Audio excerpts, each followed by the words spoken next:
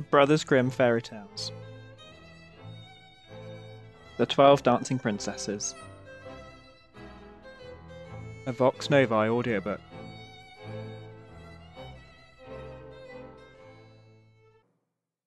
There was a king who had 12 beautiful daughters. They slept in 12 beds all in one room, and when they went to bed, the doors were shut and locked up.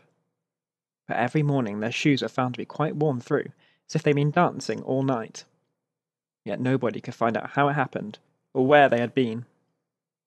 Then the king made it known to all the land, that if any person could discover the secret, and find out where it was that the princesses danced in the night, he should have the one he liked best for his wife, and should be king after his death. But whoever tried and did not succeed, after 3 days and nights, should be put to death. A king's son soon came. He was well entertained, and in the evening was taken to the chamber next to the one where the princesses lay, in their 12 beds. There he was to sit, and watch where they went to dance, and, in order that nothing might pass without his hearing it, the door of his chamber was left open. But the king's son soon fell asleep, and when he awoke, in the morning, he found that the princesses had all been dancing, for the soles of their shoes were full of holes. The same thing happened the second and the third night, so the king ordered his head to be cut off. After him came several others, but they had all the same luck, and all lost their lives in the same manner. Now it chanced that an old soldier, who had been wounded in battle and could fight no longer, passed through the country where his king reigned, and as he was travelling through a wood, he met an old woman, who asked him where he was going. "I hardly know where I am going, what I'd better do," said the soldier, "but I think I should like very well to find out where it is that those princesses dance, and then, in time, I might be a king." "Well," said the old dame, "that is no very hard task. Only take care not to drink any of the wine which one of the princesses will bring to you in the evening, and as soon as she leaves you, pretend to be fast asleep." Then she gave him a cloak and said, "As soon as you put that on, you will become invisible, and you will then be able to follow the princesses wherever they go." When the soldier heard all this good counsel, he determined to try his luck. So he went to the king and said he was willing to undertake the task.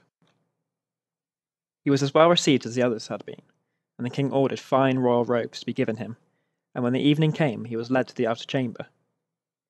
Just as he was going to lie down, the eldest of the princesses brought him a cup of wine, but the soldier threw it all away secretly, taking care not to drink a drop. Then he laid himself down on his bed, and in a little while began to snore very loud as if he was fast asleep. When the 12 princesses heard this, they laughed heartily, and the elder said, "This fellow too might have done a wiser thing than lose his life in this way." Then they rose up and opened their drawers and boxes, and took out all their fine clothes and dressed themselves at the glass, and skipped about as if they were eager to begin dancing. But the younger said, "I don't know how it is. While you are so happy, I feel very uneasy. I'm sure some mischance will befall us." "You simpleton," said the eldest. "You are always afraid. Have you forgotten how many kings' sons have already watched in vain? And as for this soldier, even if I had not given him his sleeping draught, he would have slept soundly enough."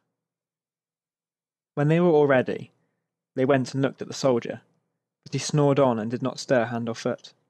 So they thought they were quite safe, and the eldest went up to her own bed and clapped her hands, and the bed sank into the floor and a trap door flew open. The soldier saw them going down through the trap door one after another, the eldest leading the way, and thinking he had no time to lose, he jumped up, put on the cloak, which the old woman had given him, and followed them. But in the middle of the stairs he trod on the gown of the youngest princess, and she cried out to her sisters, "All is not right! Someone took hold of my gown!"